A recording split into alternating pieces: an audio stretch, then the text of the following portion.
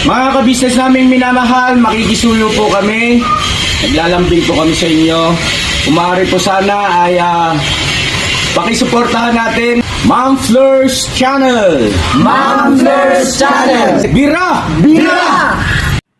Mapagpalang araw po sa ating lahat. Welcome po kayo sa aking channel, ang Ma'am Fleurs Channel. For today's video, pag-usapan po natin yung mga reaksyon ng mga ka-business viewers sa pagpapaiwan ni Nika kasama ang kanilang anak ni Intoy na si Kenzo sa Bicol para mag-stay sa kanyang family, lalo na sa kanyang mahal na ina. Pero bago po natin pag-usapan yan, please paki-subscribe po, or kung nakasubscribe na po kayo, paki-panood po lagi ang mga videos ng Ka-Business Official, Papa Dins TV, Ka-Business Family. At syempre po, paki-support naman po ang mga kasamahan kong, o paki-support nyo po kami, mga Ka-Business Reactors. And of course, ang mga kagwangs na sumahod na po sa kanilang YouTube. Congratulations, mga kagwangs. Beke naman. So, balik po tayo sa ating pag-uusapan. Yun nga po kasi napansin natin na napakaraming mga negative comments, parang na-bash si Nika doon sa naging desisyon niya na magpaiwan nga po sa kanyang family. No? And siguro kaya nangyari yan. Ang dami nilang mga sinabi kay Nika na medyo yung iba parang ang sasakit, no? Ano po kasi, paano ba natin sasabihin to? Medyo mga emotional kasi yung mga iba nating mga ka-business. And nakita siguro nila, napanood nila yung reaction ng mukha ni Intoy. Especially nung nagpapaalam si Kenzo nung humalik siya kay papa niya. At saka nung napanood nila yung video ni Ka-Business, no, parang napaluha na nga si Intoy, di ba? So, nagdalang awa siguro sila. Kahit ako nung pinanood ko yun, naawa ako kay Intoy.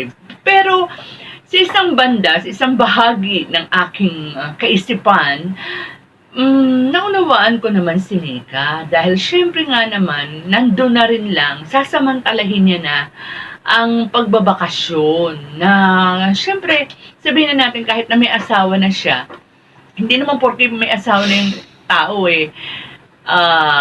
hindi na natin siya pagbibigyan na makapiling man lang kahit saglit yung kanyang mama, di ba?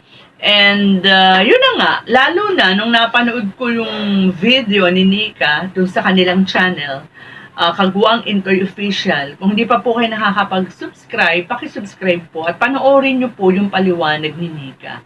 And syempre kasama rin po ang Kagwang by Papaya Official at Kagwang Boknoy Official. So balik tayo kay Nika.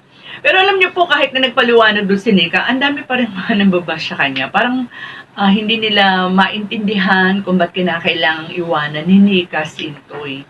Alam niyo po, nasabi naman ni Nika na nakapagpaalam na siya kay Sir Ka-Business at salamat sa Diyos, sabi niya nga ni Nika, at pinayagan siya.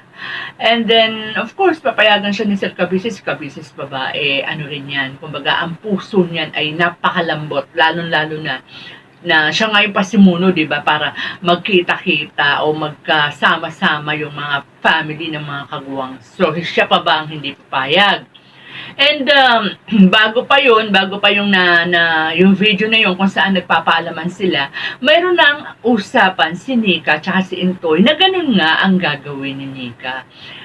Yung iba lang, ang gusto siguro mangyari ng iba, bakit yung mag-ina lang, bakit si Nika si Kenzo lang, at kasama rin si Intoy. Kasi hindi po, alam naman po natin, parang lumalabas na sa mga kagwangs, parang si Intoy na ang lumalabas na parang kaliwang kamay ni Ka-Business di ba? Lalo na kapag hindi po pwede si Sir Ka-Business, si Intoy na yung humahawak ng cam dyan, siya na yung nag-video, di ba? Kumbaga maraming responsibilidad na nakaatang kay Intoy sa Ka-Business, no? So, anyway, 1 week lang naman eh. Napaka-iksing panahon. Ibigay na po natin yun sa family ni Nika.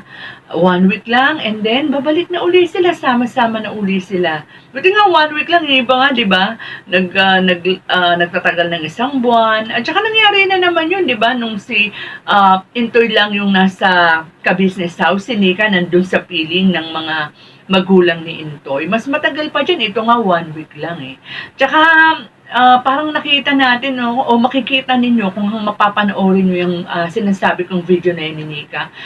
Parang ang saya niya rin, ano, although kulang kasi wala si Intoy, pero ang saya niya rin kasi dyan pala siya lumaki. At yung dating buhay, ayan, nabalikan niya, parang ang saya doon. Ang saya noon, kung ako yon na bumabalik ako doon sa kinalakihan ko, ang saya, ang sarap ng feelings noon, di ba? And makikita natin yung kultura nila dyan, yung nagpapalitan ng ulam. Kasi, tsaka, ang ano rin, parang ang sarap rin sa pakiramdam na, no, bilang isang anak na natikman muli or naipagluto uli siya ng kanyang mama. So, ayan po muna natin si Nika. And wag tayong maging maramot, no, sa kanyang kaligayahan. Doon naman ang tawag natin, doon naman kapiling ang kanyang pamilya. Anyway, after 1 week sila, balik na uli. Magsama-sama na uli silang pamilya. Siguro kapag hindi busy na masyado si Intoy dyan, kinaka-business, pwede na siguro silang magpapamilya na magbakasyon dyan sa family ni Nika. Kasi sabi nga ni Nika, nabanggit niya noong pa, dapat tong bakasyon na to, hindi lang natuloy. So eto, sinamantala niya na, since nandun na siya dun sa lugar ng kanyang mga magulang, why not? Di magpaiwan siya. So, sana maunawaan po natin si Nika at tama na po yung bashing. And babalik naman po si Nika. At hindi naman po sila naghiwalay ni Intoy. At nagkakaintindihan po silang dalawa. Yun po yung pinaka-importante. Nagkakaintindihan silang mag-asawa. At hindi nakalimutan ni Nika na magbigay respeto sa pamagitan ng pagpaalam kina Sir and Ma'am ka-business. So, with that mga ka-business, hanggang dito na lang po muna ang ating kwentuhan. Mag-iingat po tayong lahat and God bless.